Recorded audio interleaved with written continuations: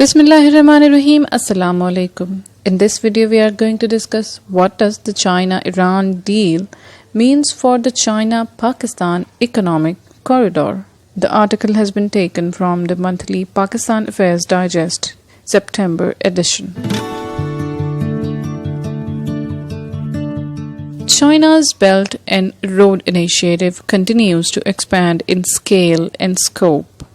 Recently, details of a 25 years strategic partnership between China and Iran came to light, inspiring a furious debate among Iran's netizens.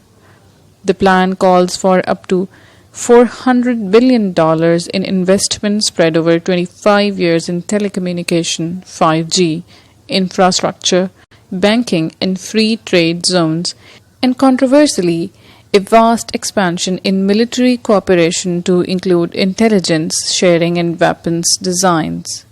Amid all the hurrah from Iran, there has been a conspicuous silence from the Chinese side, and it would be wise to wait for official confirmation from Beijing before rushing to judgment on leaked documents from Tehran.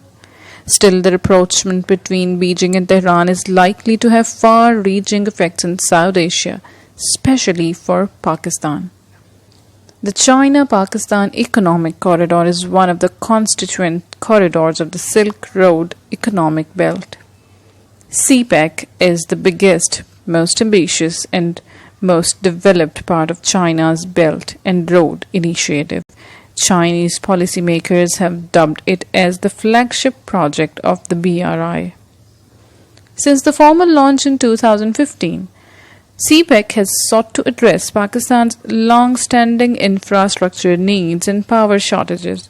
Over the last 5 years, China has funded construction of multiple roads in the country, while Chinese state-owned enterprises have set up power plants. In the long run, a network of roads, pipelines and railway lines will link the southern port city of Gwadar in Pakistan's Balochistan province to Kashgar in western Chinese Xinjiang region, opening up avenues for trade.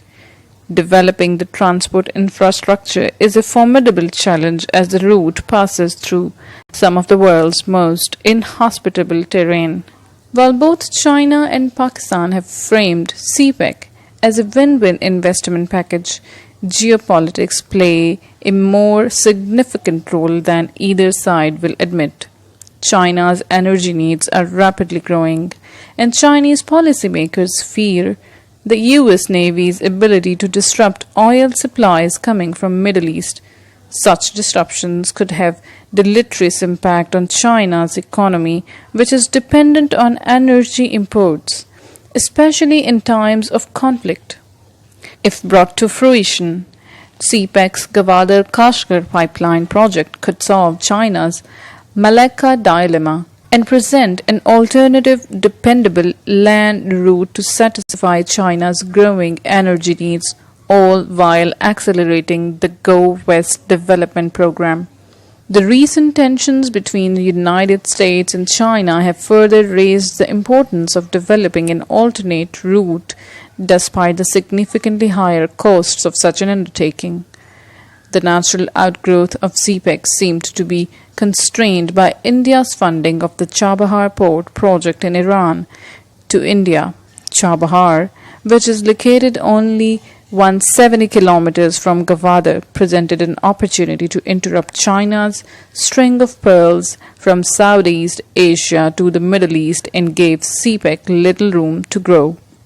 However, the proposed China-Iran deal and India's unceremonious exit from a Chabahar railway project has upended Delhi's strategic fiat. Without Chabahar, India loses its primary lever of influence into Afghanistan and Central Asia. From Ladakh to Iran, India finds its strategic interests under siege. These developments undoubtedly play to Pakistan's advantage. However, as the CPEC itself, Islamabad should wait on popping open the champagne. Geopolitical realities will constrain Pakistan's benefits from the Iran-China partnership. Iran's Sunni foes in Middle East will not be keen on China throwing the Islamic Republic an economic lifeline, and China and Pakistan risk getting pulled into internecine Shia-Sunni power squabbles across the Middle East. Iran's accession into CPEC will not ipso facto turn Pakistan into a trade and logistic hub linking China with the Middle East, Turkey, and Europe. It is still undecided if Iran is a help or hindrance towards that goal. Much like Iran's relationship with China, the Sino-Pakistani relationship is profoundly asymmetrical, CPEC being the breathtaking manifestation of such asymmetry. However, the China-Iran deal may help balance out the relationship. While overcoming the natural barriers to expanding trade along the CPEC route remains a challenge, the evolving scenario could see Pakistan become the conduit of Iranian oil and gas headed to China, presumably on a pipeline from Balochistan to Xinjiang. Whether Pakistan can use this intermediary status to enhance strategic leverage and renegotiate the terms of some of CPEC projects remains to be seen. Over the last 2 years, political uncertainty, IMF-imposed austerity, and concerns over Pakistan's increasing current account deficit have cast a growing pall over CPEC's expansion. Publicly, both sides highlight the significant progress that has been made on CPEC and Prime Minister Imran Khan's recent vow to complete CPEC at all costs. Over the last month, there has been a flurry of activity and agreements on 2 stalled hydroelectric projects have been signed. Despite the progress, there are significant irritants in the relationship. A leaked report accuses Chinese state-owned enterprises of financial malpractices, including inflating construction costs on 2 of the coal-based power projects. Chinese state-owned enterprises have yet to respond to these accusations amid calls for renegotiating some of the power purchase agreements. The Iran-China deal could, in theory, provide more leverage to Pakistan in these negotiations. The China-Iran deal may also incentivize Pakistan to repair relations with Iran, which have traditionally been strong. Recently, relations have been strained by accusations that Iran has not done enough to deal with Baloch insurgents operating out of eastern Iran. It is worth noting that Iran makes similar accusations about Pakistan. Then there are concerns which are out of Pakistan's hand. In a statement released last month, the U.S. State Department threatened sanctions on Chinese companies doing business with Iran, and sanctions could have a direct spillover effect on CPEC itself. The third coal power project in Sindh, which Pakistan hopes will make the country self-sufficient in power generation, is dependent on technology from the U.S. firm General Electric. Sanctions on General Electric's Chinese partner might make GE wary of continuing to provide equipment to develop Tar. One must assume that Saudi Arabia professed interests in CPEC also went up in smoke when Iran signaled its own intent to join last week. The China-Iran deal is a natural partnership for all parties. China gets cheap Iranian oil and Iran gets a financial lifeline.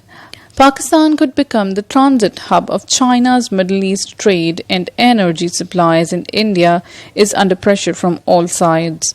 India has once again had its regional strategic ambitions thwarted. CPEC has the potential to be internationalized, but the question remains whether Pakistan can capitalize on the situation and use its favorable position linking China and Iran to spur additional Chinese investment on more favorable terms. If Pakistan can use its strategic location to become economic backdoor to China's western provinces, the answer will be a definite yes.